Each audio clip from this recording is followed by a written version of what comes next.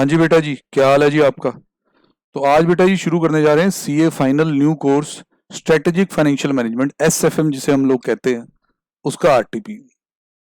Normal RTP है, एक आध क्वेश्चन में आपको थोड़ा कुछ नया मिल सकता है, अदरवाइज नॉर्मल है। आओ जी बेटा जी शुरू करें सीधा। टुडे बीइंग 1 जनवरी 2019, कहता आज आप 1 जनवरी 2019 माने, आज की डेट मतलब टाइम जीरो ये है। ठीक है sir. Ram is considering to purchase a outstanding corporate bond having a face value of 1000 that was issued on 1st January 2017 which has 9.5% annual coupon। यार रुकते हैं थोड़ा, आज 1 जनवरी 2019 है ऐसा वो बोल रहा, और राम आज सोच रहा है कि एक कॉर्पोरेट बॉन्ड खरीद ले जिसकी फेस वैल्यू 1000 है और जो कभी 1 जनवरी 2017 में इशू हुआ था और जिसका 9.5% कूपन रेट है, मतलब कि 1000 रुपए के ऊपर 9.5% के हिसाब से 95 रुपीज का इंटरेस्ट या ब्याज आपको आता होगा। ठीक है sir. And has 20 year of original maturity that is maturing on 31st of December 27। 31st of December 27। वैसे थोड़ा सा अगर देखें, जैसे इन्होंने बोला कि ये इशू हुआ है 1 जनवरी 2017 को और मेच्योरिटी डेट है 31 दिसंबर 2027। हमें प्रॉब्लम नहीं है कि हम तो यहां से गिनेंगे यहां तक, पर जैसे इन्होंने यहाँ 20 ईयर्स बोला था, बात थोड़ी बनी नहीं। कि अगर आप 1 जनवरी 2017 को कोई चीज इशू कर रहे हैं और 31 दिसंबर 2027 में जाके वो चीज खत्म हो जाती है, तो सर ये 20 साल तो समझ नहीं आया। वैसे 20 साल तो नहीं बनते, पर इससे फर्क नहीं पड़ेगा क्वेश्चन पे, मैं आपको बता देता हूँ, अभी थोड़ी देर में क्लियर हो जाएगा। Since the bond was issued interest rate have been on down side. अच्छा, जब ये बॉन्ड इशू हुआ तब से मार्केट में इंटरेस्ट रेट नीचे चले गए। सर अगर आपको याद हो कॉन्सेप्ट या समझ हो इस चीज की, इंटरेस्ट रेट नीचे चले गए हैं तो ये बॉन्ड प्रीमियम पे ट्रेड हो रहा होगा, महंगा ट्रेड हो रहा होगा। बिल्कुल जी। Now it is selling at a premium of 125.75 पर बॉन्ड, मतलब 1000 रुपए फेस वैल्यू है। पर अगर कोई अब खरीदने जाए, क्योंकि फ्रेश इशू का मौका तो निकल गया, प्राइमरी मार्केट का मौका तो निकल गया, अभी अगर खरीदोगे सेकेंडरी मार्केट में से तो इतने का मिलेगा, 1125 रुपये 75 पैसे। क्यों? क्योंकि इस पे 9.5% ब्याज मिलता है, और अब जो नए बॉन्ड्स मार्केट में आ रहे हैं उनमें ब्याज दर कम है, मतलब उन पे रेट ऑफ इंटरेस्ट कम है। Determine the prevailing interest rate on similar bond if it is held till maturity which will be at par. कई बार लोग लास्ट वाली लाइन को इतना ध्यान नहीं देते, पर ध्यान से देखिए उसने क्या पूछा आपसे। उसने पूछा कि प्रिवेलिंग इंटरेस्ट रेट बता दे सिमिलर टाइप ऑफ बॉन्ड्स पे if it is held till maturity which shall be at par, मतलब कि अगर एंड तक रखें, मेच्योरिटी तक रखें और मेच्योरिटी पार पे होगी। सर देखो, हम पहले इस क्वेश्चन का जो ये बॉन्ड है 2019 1 जनवरी को जो स्थिति है हमारे सामने, उस सिचुएशन में वाईटीएम निकालते हैं। अब ऑब्वियस सी बात है कि ਜਿਹੜੇ नए बॉन्ड्स आ रहे होंगे उन पर इंटरेस्ट रेट डाउन है, और इस बॉन्ड पे भी अब आप प्रैक्टिकली सोचे ना, दिमाग लगाया करो थोड़ा। यार तुम्हें आज ये 1 जनवरी 2019 को टाइम जीरो जो मैं कह रहा हूँ, यहाँ पे 1000 रुपए का थोड़ा मिल रहा है कि तुम सोचो तुम्हें 9.5% रिटर्न आ जाएगी।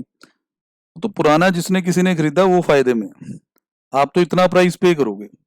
अब इसके अकॉर्डिंग जो आपका वाईटीएम आएगा, that will be the rate of interest on new bonds, that will be quite low, 9.5 से नीचे आएगा। अब जो नए बिल्कुल नए बॉन्ड्स इस वक्त उतारे जा रहे होंगे उन पे तो 9.5% है ही नहीं, वो लो रेट ही आपको ढूंढना है। मतलब इसका जो वाईटीएम है ना, that is equal to the prevailing rate. ये चीज है इस क्वेश्चन में, कॉन्सेप्ट पे थोड़ा ध्यान दें।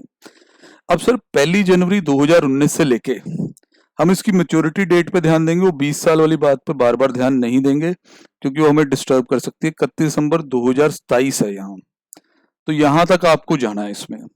तो सर ये अगर यहाँ से यहाँ तक मैं देखूं, बाकी आप अच्छे तसल्ली से काउंट कर लेना, 19 पूरा, 20 पूरा, 7 और, तो 9 ईयर्स टू मेच्योरिटी है। 9 ईयर्स। कई नालायक पार्टी कहेंगे अच्छा पी फैक्टर भी तभी 9 साल के दिए, वो आपकी अपनी इच्छा है। थोड़ा सोल्यूशन देखें आईसीए ने कैसे किया। देखिए स्टार्टिंग में वही बात जिस पे मैं आपका ध्यान ले जाना चाहता हूँ, to determine the prevailing rate of interest on similar type of bond we shall compute the YTM of this bond using IRR method. कहते अगर आप ये जानना चाहते हैं कि मार्केट में क्या रेट ऑफ इंटरेस्ट चल रहा है, तो आप इस बॉन्ड का आज के प्राइस पे, आज अगर कोई बंदा 1 जनवरी 2019 को इसे खरीदता है, उस प्राइस के अनुसार YTM निकाल लीजिए, वही मार्केट के रेट का इंडिकेटर होगा। देखिए सर, डायग्राम बनाने की अपनी पुरानी आदत है, तो मैं यहाँ आपके सामने हल्का सा डायग्राम रख देता हूँ, ज्यादा नहीं खींचूंगा। देखिए ये है 1 जनवरी 2019, टाइम जीरो, ऐसे 1 2 3, थोड़ा सा फास्ट फॉरवर्ड, 9 ईयर्स यहां से दूर, 31 दिसंबर 2027 है।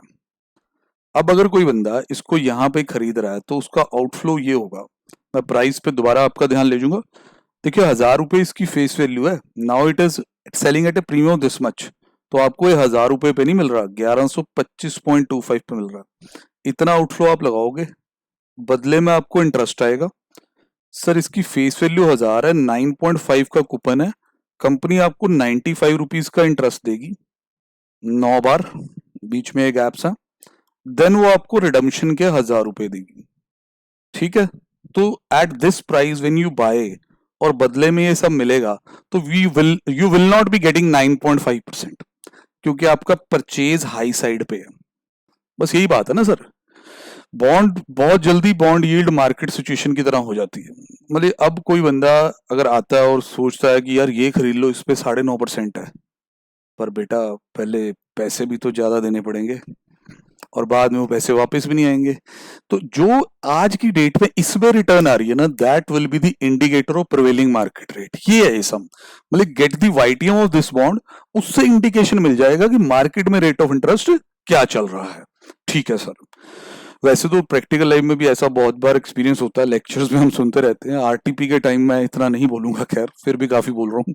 ठीक है जी, तो आप लोगों को ये तो याद होगा कि यहाँ रेट ऑफ इंटरेस्ट 9.5 चाहे है, क्योंकि हमने प्राइस में प्रीमियम पे किया और प्रीमियम बाद में वापस नहीं आ रहा है, तो रिटर्न 9.5 से तो कम ही होगी।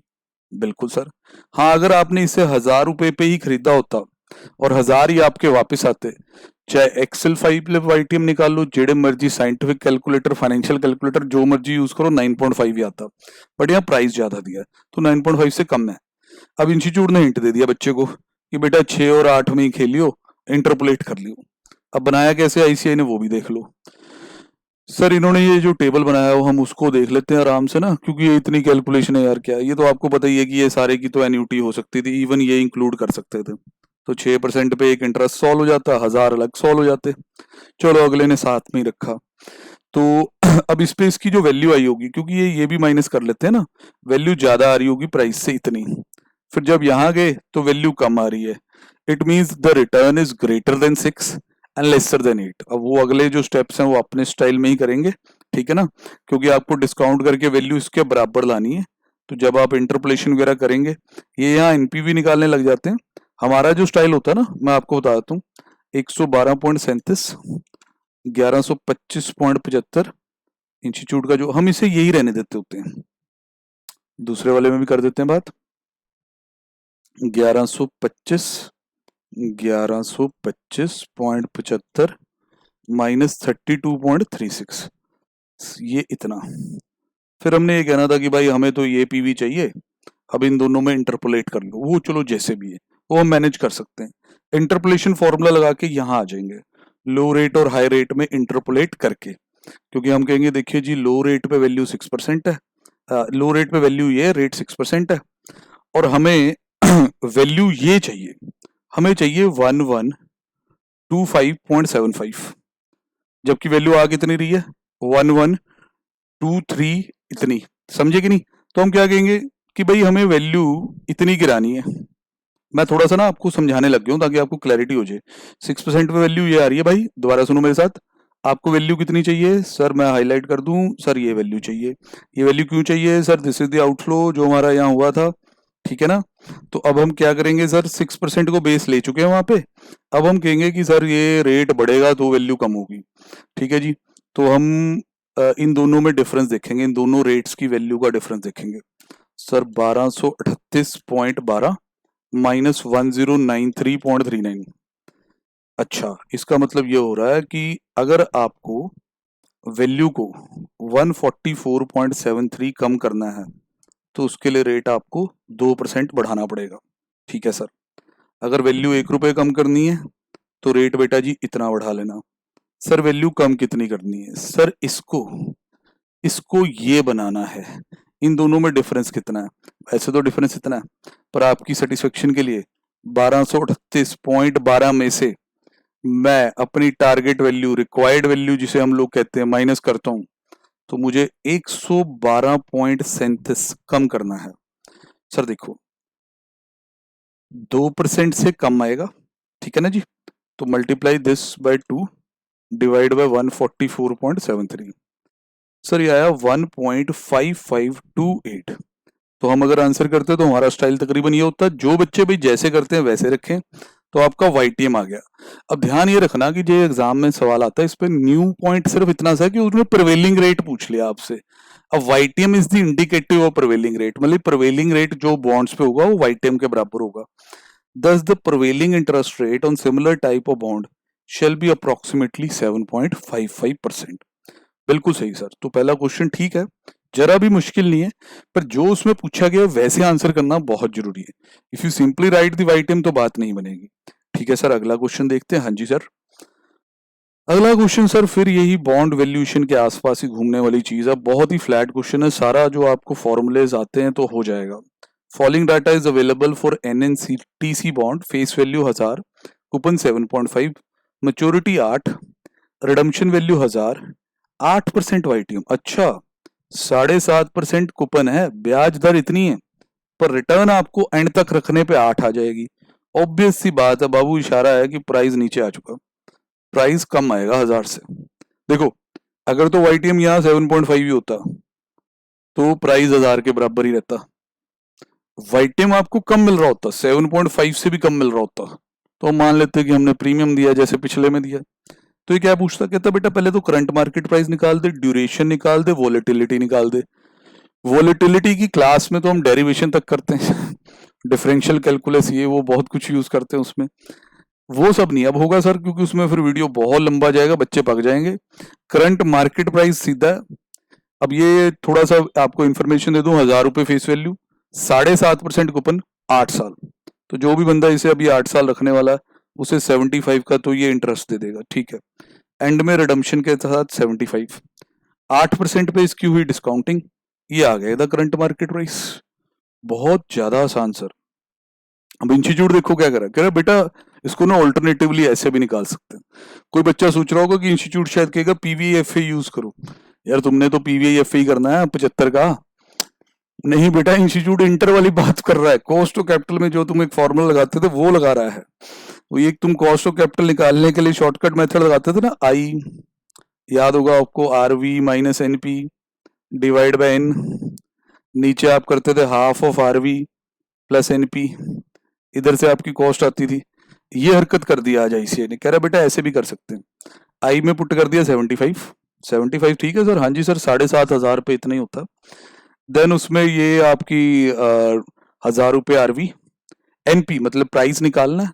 वैसे कंपनी के एंगल से वो नेट प्रोसीड्स होती हैं, इन्वेस्टर के लिए वो प्राइस है, उसको X रखा गया, डिवाइड बाय 8, नीचे एवरेज। इससे भी काफी आसपास आप पहुंच गए। ज्यादा बड़ा फर्क, उलझा देने वाली बात नहीं है, मतलब कि ये नहीं है कि बहुत गलत निकाल दिया, बिल्कुल आसपास उसने निकाल दिया। यही आपने बहुत ज्यादा यूज किया इस फॉर्मूले को इंटर में कॉस्ट ऑफ डेट निकालने के लिए। मैं ये रिकमेंड नॉर्मली नहीं करूंगा, टाइम वैल्यू मनी के अकॉर्डिंग ही चलें और अच्छा आंसर अपना बना के आए। ठीक है सर, कितना हो गया sir? Second question sir, current market price ही आया बच्चों का, ड्यूरेशन और वॉलेटिलिटी रहती है। सर अगर आपका ड्यूरेशन आ गया तो उसे 1+y से डिवाइड कर दीजिए, वॉलेटिलिटी तो वहीं आ जाएगी। ड्यूरेशन का जो कॉन्सेप्ट है हमें आता है अच्छे से, हमने इस पे डेरिवेशन टाइम बहुत लगाया हुआ है। जैसे यहाँ प्रेजेंट हुआ हो, शायद कुछ बच्चे उसमें कंफ्यूज हो सकते हैं। ये है जी आपका टाइम, ये है कैश फ्लो, और ये है आपका PV वैल्यू फैक्टर, ये है डिस्काउंटेड वैल्यूज, ये इससे मल्टीप्लाई होके ये चीजें यहाँ लिखी हुई हैं, ठीक है सर। और इन सबके टोटल को आप प्राइस ही कहते हैं, जो आपसे पहले भी आ गया था। बिल्कुल सर, वही चीज है, YTM पे डिस्काउंटिंग होती है। सर अब हम लोग कैसे करते हैं? हम लोग ऐसे करते हैं, हम इसको ले लेते हैं X, इसको ले लेते हैं W, फिर हम एक WX कॉलम बनाते हैं। इंस्टीट्यूट भी ऐसे अपने आंसर्स में कर चुका। फिर हम वेटेड मीन निकाल देते हैं, summation WX upon summation W। तो it is basically time into present value divide by summation W जो कि प्राइस है, उससे बॉन्ड ड्यूरेशन आ जाती है, वेटेड टाइम एवरेज आ जाती है। इंस्टीट्यूट ने क्या किया, इंस्टीट्यूट ने रादर देन इसको सीधे इससे मल्टीप्लाई करने से पहले इनको एक प्रपोर्शन में एक्सप्रेस कर लिया। जैसे 69 पॉइंट, ध्यान से सुन लेना, 69.45 डिवाइड बाय 970.97, ये आ गया सर 0.071। फिर 64.28 डिवाइड बाय 970.97, वेट्स के प्रोपोर्शन निकाल दिए सर। जब भी वेट्स के प्रोपोर्शन निकालोगे तो सम ऑफ वेट तो 1 ही बनेगा। फिर भाई सीधा टाइम से मल्टीप्लाई, जैसे कर लीजिए, दोनों में आंसर सेम आना। तो ये आपकी जी बॉन्ड ड्यूरेशन आ गई। बॉन्ड ड्यूरेशन के बाद इसमें इन्होंने वॉलेटिलिटी पूछी आपसे। वॉलेटिलिटी आपको पता है कि आप अगर डेरिवेशन में जाओ then it's a very good thing, आपको पूरा पता चलता है कैसे। वैसे शॉर्ट में तो ड्यूरेशन 1+y, मतलब जो ड्यूरेशन आई है उसे 1+y से डिवाइड कर दीजिए, आपको वॉलेटिलिटी मिल जाएगी। ठीक है, पेपर में इतना ही है, पेपर में आप डिराइव करने नहीं बैठेंगे। अब उसने पूछा है एक्सपेक्टेड मार्केट प्राइस क्या होगा if there is a decrease in required yield by 50 basis point. 50 basis point का मतलब 0.5%, 0.50% टू बी एग्जैक्ट, मतलब आधा परसेंट यील्ड कम हो गई है। सर ऐसा होता, अगर यील्ड कम हो गई है ना तो प्राइस बढ़ गया होगा। There is a inverse relationship between price and yield, पता ना। अगर रिक्वायर्ड रेट इंक्रीजेस तो यील्ड, अगर रिक्वायर्ड रेट इंक्रीजेस तो प्राइस डिक्रीजेस, और अगर यील्ड कम हो रही है तो प्राइस बढ़ा होगा। अब इसको दो तरीके सॉल्व किया जा सकता है। या तो आप इसमें 8% की बजाय 7.5 पे डिस्काउंटिंग करें बैठे पूरा डिटेल में, ठीक है जी। या आपको आता है काम करना, मैं ऐसे इसलिए कह रहा हूं ताकि तुम्हें याद आए भाई ये किस तरह होता था। ये ऐसे होता है कि अगर आपके वॉलेटिलिटी बढ़ी है, इसके साथ वॉलेटिलिटी के साथ जो यील्ड में चेंज आया, मैं आपको पूरा याद कराता हूं। प्राइस चेंज की जो परसेंटेज होती थी वो इस तरह हम करते थे, माइनस साइन भी लेते थे उसमें, minus sign modified duration into change in yield, याद है। मॉडिफाइड ड्यूरेशन वॉलेटिलिटी को ही कहते हैं। तो वॉलेटिलिटी कितनी है बेटा, सर इट इज 5.81, यहाँ माइनस साइन के साथ 5.81। यील्ड बढ़ी है कम हुई है, सर कम हुई है। सर कितनी कम हुई है कुछ बताएंगे, सर आधा परसेंट, 50 बेसिस पॉइंट। तो ये चीज हो गई, ठीक है। अब इसके बाद जब इसे कैलकुलेट कर लीजिएगा ना, अब ये कम हुआ है तो माइनस साइन लगाना ना भूलें, माइनस माइनस मल्टीप्लाई होकर पॉजिटिव इफेक्ट देगा, 5.81 इंटू दिस, तो ये कहता है 2.095%, परसेंट अब लगाना, इतने परसेंट तुम्हारे बॉन्ड का प्राइस बढ़ गया होगा। इंस्टीट्यूट ने भी यही किया है, और हो सकता है कि थोड़ा फास्ट कर दिया हो, छुपा ली हो कुछ बातें। पढ़ते हैं क्या लिखा। If there is a decrease in yield by 50 basis point the market price of the bond shall increase. सब कुछ फास्ट है, पुराना प्राइस आ गया, ये वो आपकी यील्ड चेंज है, ये सर वो आपका क्या कहते हैं उसे वॉलेटिलिटी, ये 100 शायद परसेंटेज के लिए लाया गया, समझ रहे हैं आप। हम क्या करते हैं, हमने 2.905% निकाल लिया ना, हम पुराने प्राइस पे लगाते हैं 970 पॉइंट, पुराना प्राइस दीजिए 970.97। ये सर पुराना प्राइस कंफर्म करना चाहते होंगे कुछ बच्चे, 2 बार दर्शन कीजिए, यहाँ पे भी दर्शन कीजिए, वहां पे भी दर्शन कीजिए। जब दर्शन हो जाए तो इसके ऊपर लगाइए जरा ये परसेंटेज 970.97 इंटू 2.905%। सर ये तकरीबन 28.2066 आया है, यहां चेक कीजिए सर 28.21, बस वही बात है। तो पुराना प्राइस इतना बढ़ जाएगा, ये हो गया। ऑल्टरनेटिवली कह रहे हैं जी हम बॉन्ड प्राइस को शॉर्टकट मेथड से भी ले जा सकते थे। सर आप तो धन्य, आप कुछ भी कर सकते हैं, समझेंगे नहीं। सर मैं एक बात बताऊं, मैं ये शॉर्टकट मेथड वाले प्राइस को मान नहीं रहा, क्यों मैं मान नहीं रहा कि मैंने वो वाला प्राइस निकाला, मैं तो बस यही हूँ। और मैं एक सबसे अच्छी बात बताऊँ आपको कि सर अब क्या बताना है। सर अगर आपके लॉजिक क्लियर है, ये तो 1000 ही है, सच में बता रहा हूँ, बताओ कैसे। सर देखो बॉन्ड पे कूपन रेट कितना है 7.5, और यील्ड भी आपने कह दिया आधा % कम हो गई है। तो एक बॉन्ड है, ध्यान से सुनना कान खोल के, एक बॉन्ड है जिसका कूपन रेट ऑफ इंटरेस्ट 7.5% है, अब उस पर यील्ड भी 7.5% ही है। तो कुछ आपको फाइनेंस का क्लियर है कि नहीं, अगर क्लियर है तो this bond will be trading at par. You are saying कि 1000 रुपए का बॉन्ड है जिसपे 7.5% ₹1000 फेस वैल्यू का बॉन्ड है जिसपे 7.5% ब्याज आता है, और आप कह रहे हो जिस प्राइस पे मैंने खरीदा है मुझे रिटर्न भी 7.5% ही आनी है। Obviously you have brought at par value. जब यील्ड और कूपन बराबर हो जाए सिंपल बॉन्ड में, प्रीमियम और रिडम्पशन वाले नहीं, प्रीमियम और रिडम्पशन वाले नहीं, तो फिर आप ये कह सकते होते हैं कि भाई जेड़ा प्राइस है वो पार पे ही ट्रेड हो रहा है। तो ये जो 90 ये जो निकाला ना 999 जो भी है, this is 1000, logically it is 1000। अब ये जहां भी मैंने आपको बोला था जब क्वेश्चन किए थे क्लास में कि जब वॉलेटिलिटी होती है ना तो इंस्टीट्यूट प्राइस चेंज वॉलेटिलिटी के अकॉर्डिंग निकालेगा। अब आप में से कई बच्चे बैठे होंगे, नहीं सर इसको ऐसे भी तो कर सकते थे ना, इंटरेस्ट का पीवीआईएफ लगा देते और रिडम्पशन वैल्यू पे पीवीआईएफ लगा देते और ये लगाते 7.5 पे, तो बल्कि एन एग्जैक्ट 1000 ही आ जाता कि वाईटीएम रेट पे डिस्काउंटिंग करने के लिए बच्चे तैयार बैठे हैं। इंस्टीट्यूट मैं नॉर्मली कह सकता हूँ कि नंबर काटेगा, इंस्टीट्यूट कहेगा बेटा वॉलेटिलिटी आपके पास है, make use of it. Price change का फॉर्मूला आपने डेराइव तक किया क्लास में, जो यूज ही नहीं करना तो फिर फायदा क्या है, समझ रहे कि नहीं। प्राइस चेंजेस माइनस साइन इसलिए होता है ताकि जो भी यील्ड में रिएक्शन आएगा उससे ऑपोजिट रिएक्शन प्राइस में आ जाएगा। जब हमने डिराइव किया तो माइनस साइन डेरिवेशन में भी आया था, याद होगा आपको। तो अकॉर्डिंगली अगर यील्ड आपकी बढ़ रही हो तो आप यहाँ माइनस नहीं लेंगे, यहाँ माइनस नहीं लेंगे तो माइनस प्राइस चेंज में आ जाएगा, और वो बात भी ठीक है, इफ द यील्ड इंक्रीजेस तो प्राइस डिक्रीजेस। तो अच्छा क्वेश्चन है भाई, करके जाओ, निभा देना पेपर में जरा। सेकंड क्वेश्चन भी ओवर है जी सर, और आगे बढ़ते हैं सर, थर्ड क्वेश्चन कराएंगे। सर थर्ड क्वेश्चन पहले भी एग्जाम में आया हुआ है, और जब ये आया था पिछली बार तब भी थोड़ी सी प्रॉब्लम हुई थी। एक बात जो पिछली बार रह गई थी वो चीज अभी भी ऐसी है, उस समय ही नहीं पड़ती है थोड़ी सी बात ना, मैं बताता हूँ। A study by a mutual fund has revealed the following data in respect of 3 securities. Security A, B और सी, ये इन सब की स्टैंडर्ड डिवीजन दे रखी है, वेरिएंस नहीं है, standard division.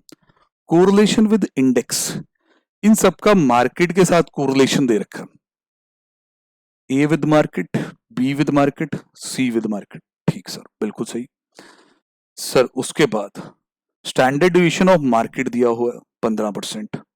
What is the sensitivity of the return of each stock with respect to the market? Sir ये तो बीटा पूछ रहा sir. What are the covariance, यहाँ पंगा होगा। What are the covariance among various stock, यहाँ पंगा हो जाएगा। What would be the risk of portfolio all three equally, 3 asset वाला फॉर्मूला लगेगा। वहां तक पहुंच वही पाएगा जो पहले यहां तक निभा देगा।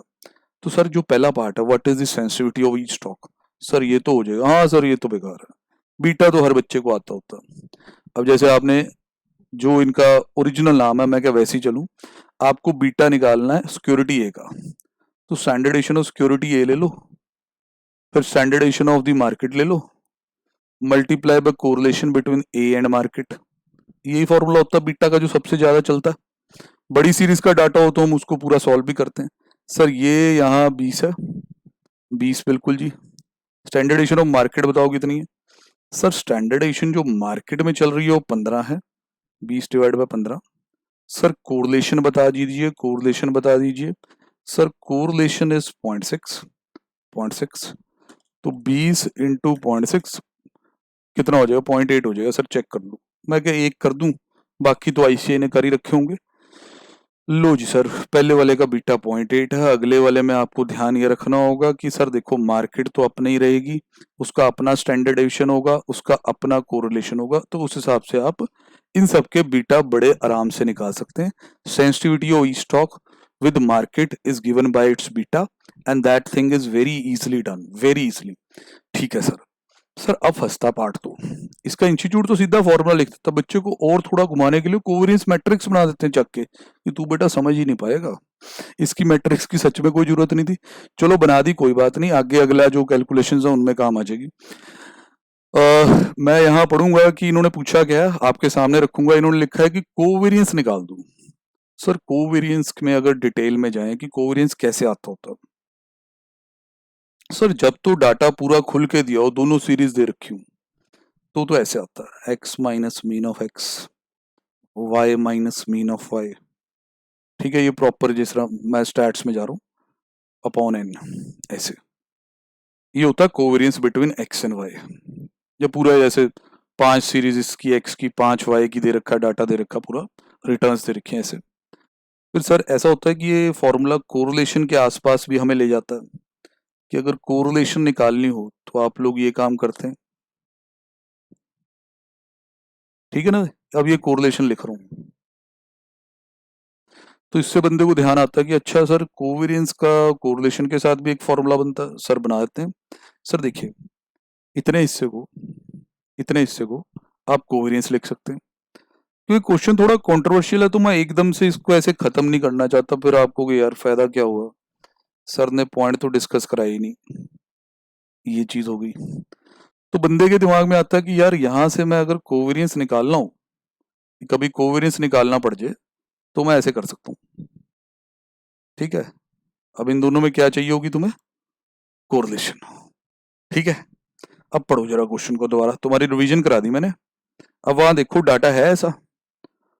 सर देखिए पहले पढ़ लीजिए, आपको कैसे क्या पूछा, क्या क्या कोवेरियंस अमंग वेरियस स्टॉक, मतलब कि आपको ए का कोवेरियंस विद बी, ए का विद सी, फिर बी का विद सी, बस तीन ही बनेंगे। सर अगर आप इस फॉर्मूले से जाते हैं तो आपको इनकी रिस्पेक्टिव स्टैंडर्ड डेविएशन तो पता है। सर स्टैंडर्ड डेविएशन तो हमें पता है इनकी, ये देखो स्टैंडर्ड डेविएशन चमक रही है, पर सर इनके आपस में कोरिलेशन कोई नहीं दे रखी। मतलब स्टॉक ए स्टॉक बी के अगेंस्ट कोरिलेशन, स्टॉक ए की सी के अगेंस्ट नहीं। कोरिलेशन तो विद रिस्पेक्ट टू मार्केट दी हुई है, बात समझ रहे हो, कोरिलेशन दी हुई है but that is with respect to market. तो प्लान फेल्स, क्योंकि जो नया बंदा है वो ऐसे ही अटेम्प्ट करेगा ना इसको, हो गया यार ये तो फंस गए यार, कोरिलेशन तो दे ही नहीं रखी इनके आपस में। फिर वो समझने की कोशिश करेगा इंस्टीट्यूट के आंसर से। इंस्टीट्यूट कहता है covariance between any two stocks is this. कहता है अगर आपको स्टॉक ए और बी में कोवेरियंस निकालना है, इंस्टीट्यूट के फॉर्मूले को जो हम कोवेरियंस ए और बी की फॉर्म में लिखेंगे तो ऐसा कुछ बन जाएगा मुन्ना। देखो इसने कहा है बीटा ऑफ ए, अच्छा जी, बीटा ऑफ बी उठाओ और फिर उसे मार्केट के वेरियंस से मल्टीप्लाई कर दो। इंस्टीट्यूट तो यही लिख रहा है बेटा, covariance between any two stocks कहता है ऐसे आ सकता। अब बंदे इन्वेस्टिगेशन करेंगे इसकी भी कि सर ये फॉर्मूला कैसे बना, बनाने चलते हैं, इसी से पोल खुलेगी। ये होगा स्टैंडर्डेशन ऑफ ए, मार्केट का standard deviation into correlation between A and market. Yes sir, बिल्कुल सही। फिर सर यहां होगा, अगर ये देखें बीटा ऑफ बी है, सर वो बीटा ऑफ बी थोड़ा ज्यादा ही गोल मटोल हो गया, चलो कोई नहीं ठीक करते हैं उसे। यहाँ होगा सर स्टैंडर्डेशन ऑफ बी मार्केट, यहाँ होना चाहिए correlation between B and market. मैं लॉजिक समझा रहा हूँ इस फॉर्मूले का, ऐसे तो आंसर निकालना तो आप अपने आप भी कर ही लिए होंगे अभी तक। ये चीज कट गई, ये चीज कट गई।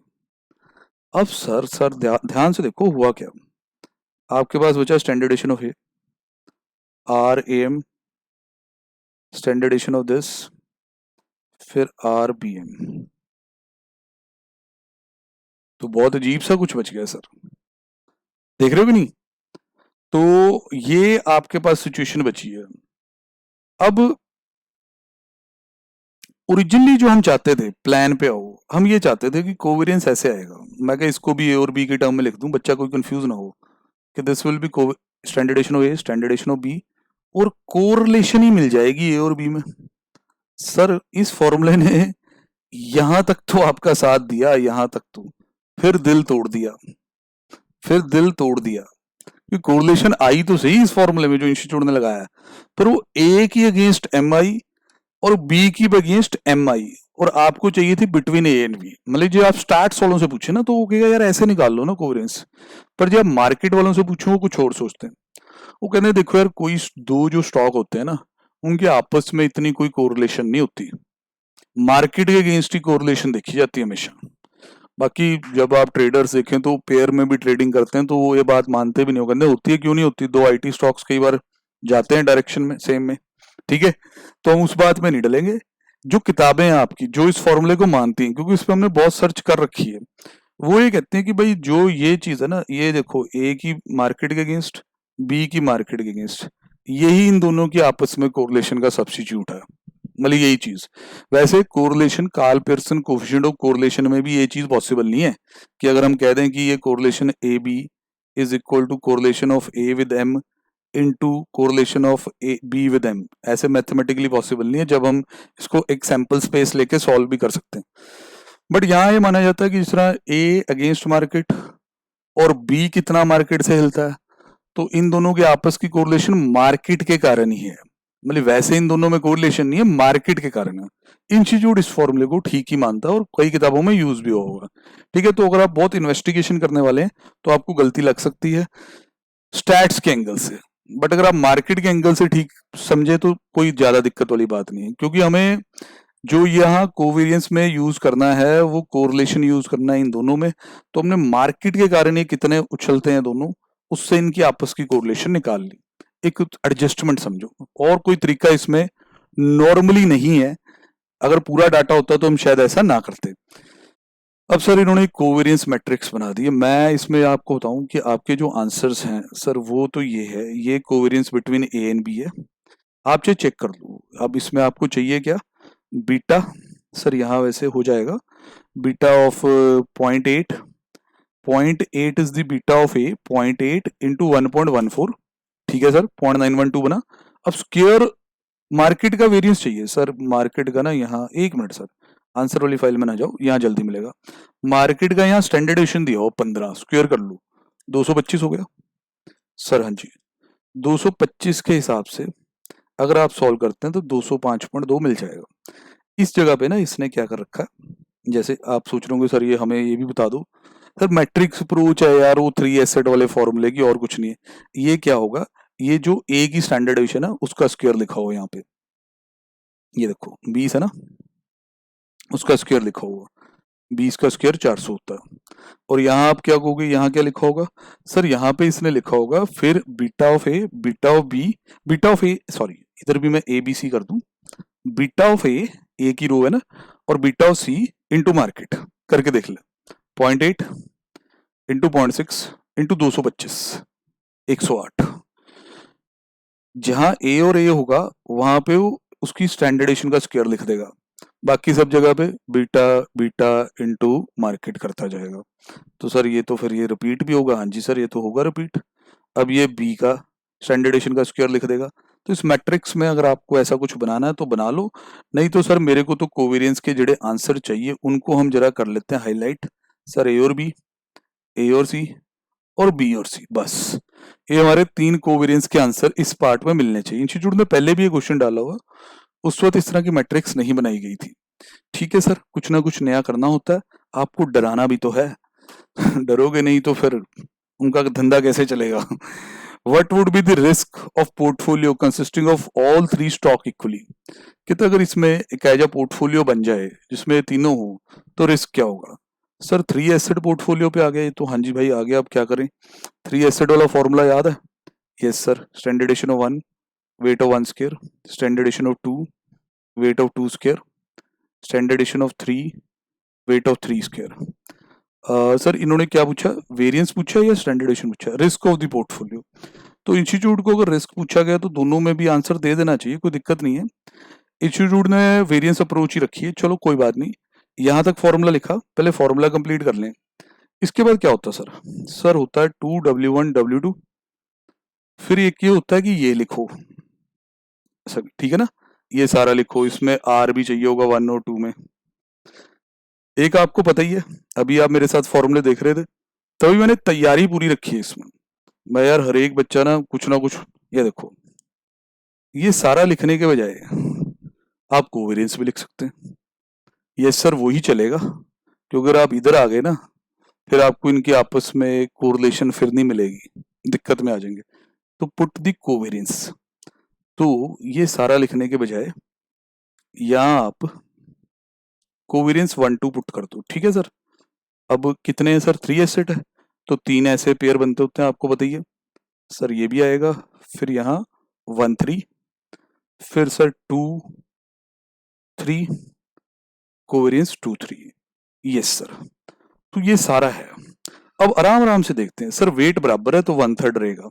आओ देखते हैं कैसे ये लगाया गया। सर ये देखिए, यहां तक का कवर करता हूं पहले।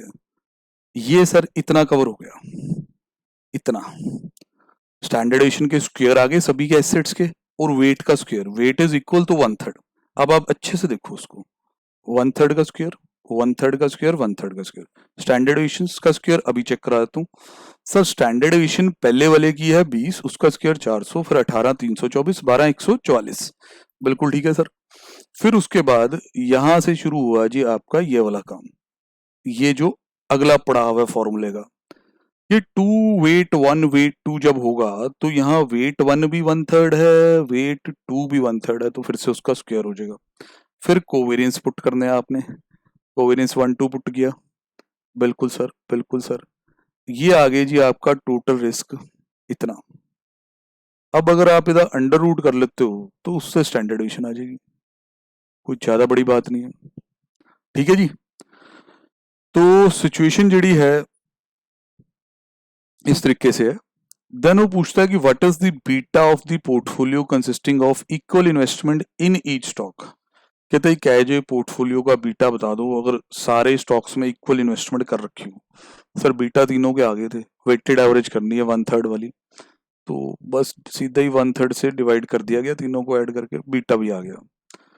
ये पार्ट अगर आप बीच में थोड़े फिसलते हैं कहीं पे, क्योंकि सेकंड और थर्ड पार्ट मेरे को कई बार लगता है कि बच्चा अगर अपने आप पहली बार कर रहा है थोड़े पजल करते हैं उसे, शायद वो फॉर्मूला बना ना पाए अपने आप, ठीक है। तो ये तब भी हो जाएगा फोर्थ। सर फिफ्थ फिर उन्हीं के साथ पिछलों पे डिपेंडेंट है, क्योंकि उन्होंने पूछा total systematic and unsystematic risk of portfolio in part 4। अच्छा मतलब कि ये वाला पोर्टफोलियो जिसमें तीनों में इक्वल इन्वेस्टमेंट है, सर फिर ये वाला पोर्टफोलियो भी तो वही है, बिल्कुल बेटा। अब सर ये सिस्टमेटिक अनसिस्टमेटिक रिस्क की बातें करने लग गए। सर आपको पता ही है कि जो टोटल रिस्क है इसके दो हिस्से होते हैं, सिस्टमेटिक और क्या बेटा, अनसिस्टमेटिक।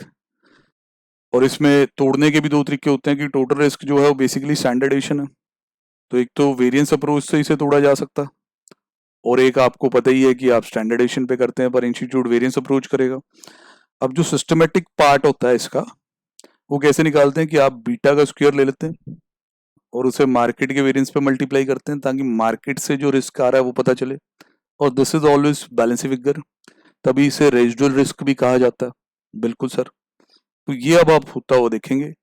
तो इसमें आप सिस्टमेटिक पार्ट देख रहे हैं पहले, ये देखिए बीटा का square into market variance approach, और ये जो टोटल रिस्क है ना भाई ये आपने कंप्यूट कर लिया होगा पहले, टोटल रिस्क आपने कंप्यूट कर लिया होगा, ये 200.244 है। ये देखिए इसमें सिस्टमेटिक पार्ट रिमूव करके बचा हुआ अनसिस्टमेटिक आ जाता है। Again the variance approach is there, और एच डी स्क्वायर हमें पता है, इस 1/3 पोर्टफोलियो का एच डी स्क्वायर हमें पहले से पता था, वो हमने कब कंप्यूट किया था सर, जब हम पार्ट 3 में थे। तो आराम से एक बार करके देख लेना, जो बाई चांस ये क्वेश्चन किया नहीं हो, अगर कर रखा है तो कोई ज्यादा मुश्किल सवाल नहीं है, आपको ट्रिक पहले से पता है। ठीक है जी, पहले पार्ट में इतने रखते हैं, बाकी अगले पार्ट में अपलोड करेंगे। ओके जी बेटा, best of luck. Okay ji.